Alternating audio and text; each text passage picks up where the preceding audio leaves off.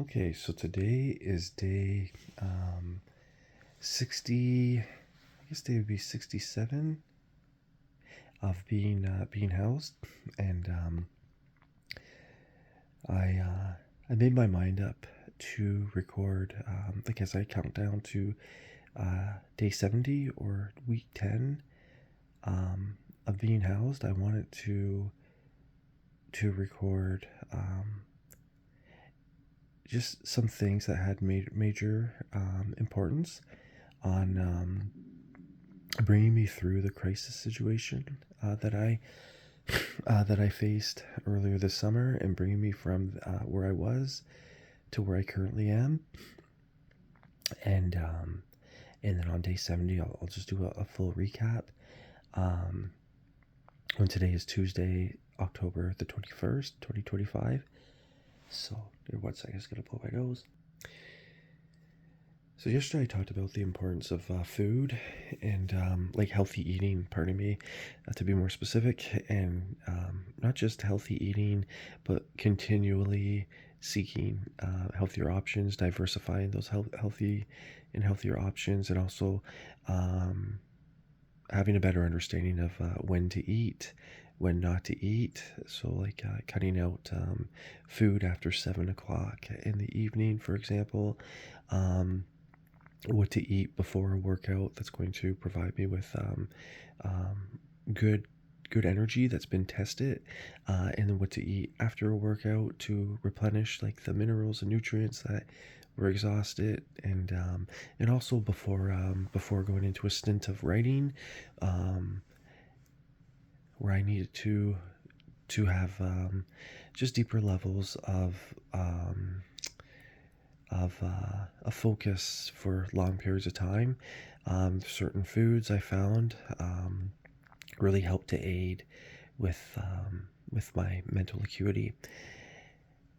So, without further ado, today I was thinking, there's so many things to talk about, but I was thinking, oh, the main foundation, and the at the core of me is my relationship with God.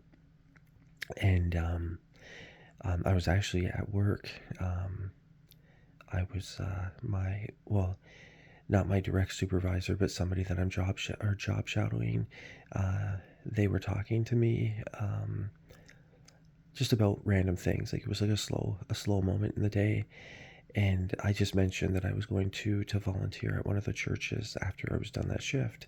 So this is last Saturday, and they said, "Oh," and they talked about religion, and they said how they're really against religion, and they don't like all the rules and this and that. And it was nice because I got to share with them that, I'm actually, I don't like religion either. I stay very far away from religion. Religion's can be very aggressive. There's very yeah, anyways, I just said that it's a relationship. Like, I'm reconciled back to my heavenly Father, and this is available to everyone. And but and they were saying, "Oh, it just seems like there's too many rules," and and I didn't share this with them because the moment didn't feel right to share it. Like, it didn't seem like they were receptive to it, which I can respect, and I did respect. But I delight in all the commands and precepts of God. I hate gossip, and God hates gossip. I hate lies and slander. God hates lies and slander. I hate, um, infidelity or idolatry, or not adul. Oh, I hate idolatry as well, but adultery. I hate adultery.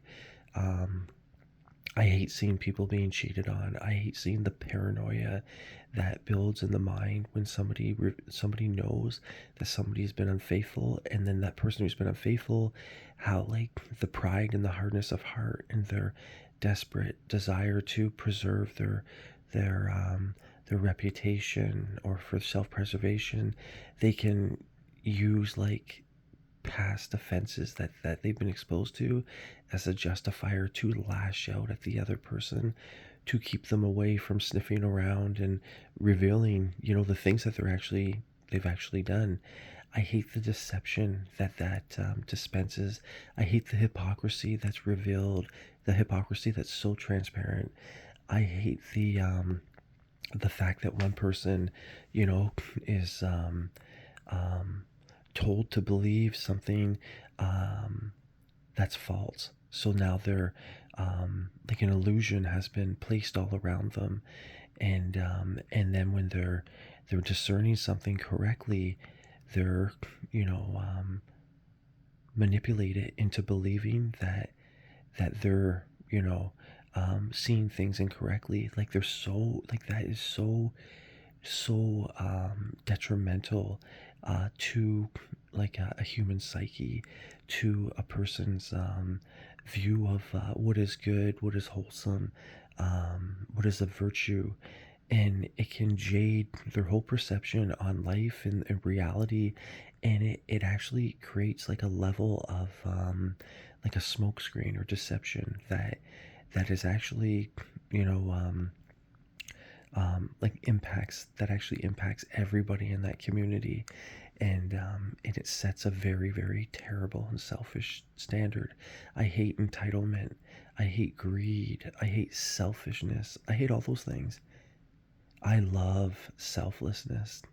I love God's charity. I love God's love, His unconditional, perfect love. Uh, I love God's mercy. I love God's forgiveness that sets the prisoner free.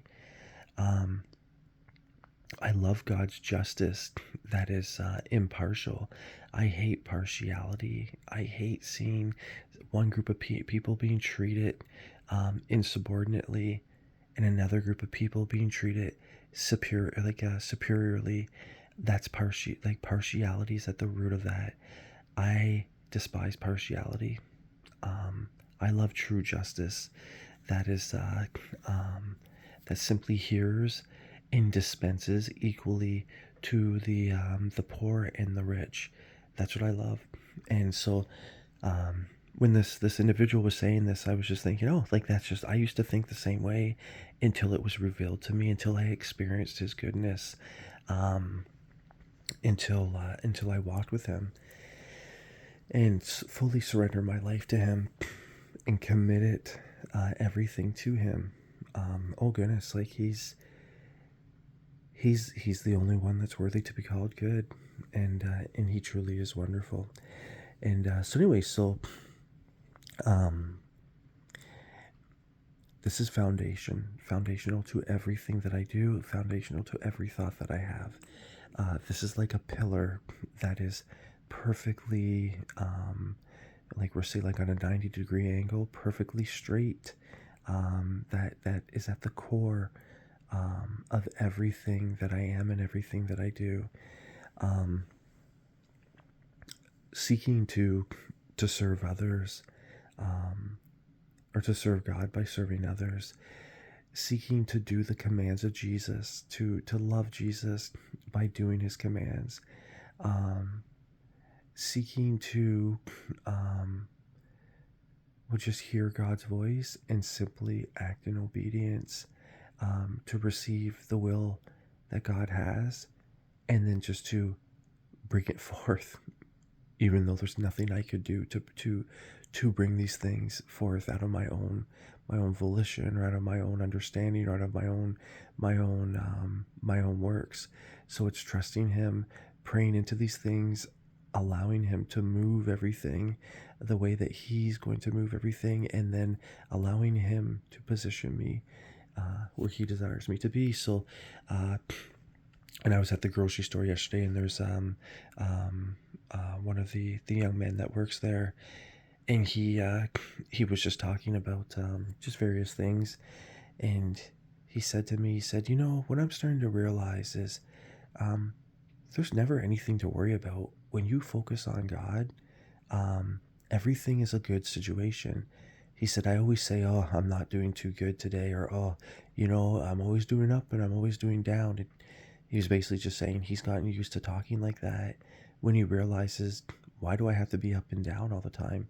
Um, when I focus on God, everything is a wonderful learning experience. Everything, like we can trust Him. He takes good care of us. And by trusting Him, you know, um, like we're not being ruled by the things that are around us. And it was such an edifying conversation. And then I heard somebody else describe it yesterday as trusting God is like sitting in a chair. And the way he described it, he was saying, well, it actually, it seems like a very basic example that is, people might shrug their shoulders and say, well, yeah, you trust the chair to hold you up. Trusting God, you're trusting him to hold you up. We get it. But then he said, but do you fully get it? Because if you're going to sit in a chair and then you put your hands on like a platform that's right to your left and your right, and you're really tense and you're using your hands to just to keep it so you're not putting all your weight on the chair just in case the chair breaks, isn't that leaning on your own understanding? Isn't that not fully trusting God? And he said, like, that sounds very basic, but when you pray for something, if you pray for wisdom, and then you start thinking, okay, but what if God doesn't do this? I need a contingency plan. I need this. I need this. Are you fully trusting him? Are you fully trusting his promises in the word of God? And then if you're looking for like a wife, for example, um, are you still serial dating? Are you still like making yourself available for everyone?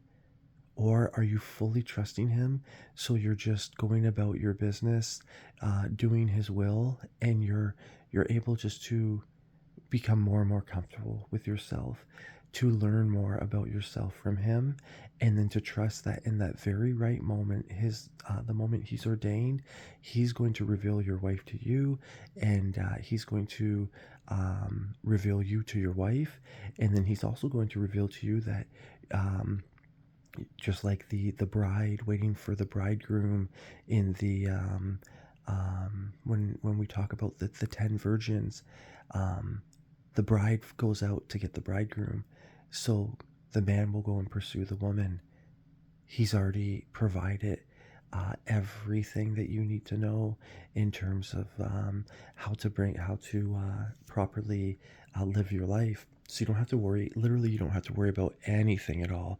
If you're even worrying a little bit about something, you're not fully trusting him, and you're not fully sitting in that chair. And then now, when I think of that, I think about, you know, if you're stressed out all the time, or if you're, feeling burnt out spiritually, or this or that, are you resting in him? You can't rest in a chair if you're constantly trying to balance your weight in anticipation that that chair doesn't fully hold up. To fully rest in that chair is to recline in that chair and to trust without any doubt that that chair has been assembled um, specifically to be able to hold your weight. So that I thought that was much deeper than I anticipated, and I think these are wonderful, wonderful reminders, and they're applicable to um, to what I'd like to share. And I think about like the video that I created in, I think it was day house, pardon me, day zero of being unhoused, or day zero of being homeless. But when I was in the car, or sleeping in the car for those few days, I just focused on him. I just focused on God. I just focused on the will that he has ordained for my life, and he's spoken many things into my heart and given me various visions and dreams, and majority of them have come to fruition, and they would have been impossible. There's no way I could have ever done them myself. In terms of like, he's healed me from some very, very critical illnesses. um, I wasn't able to, like, I stuttered all the time before. He healed me from stuttering. um, he delivered me, or healed me from, or revealed to me the root of all anxieties. I don't believe I was delivered from it. He revealed to me the different agreements, like with lies that I came into, and how much they impacted my thought life, and the way I felt and thought about myself. He's done so many wonderful and good things, and so anyway, so I just focus on him and his kingdom.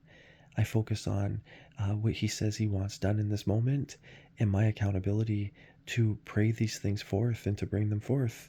And um, I can't, like, there's no way it could ever be done. It'd be impossible for it to be done through me. I don't have any of the resources for these things, like none of them, like at all.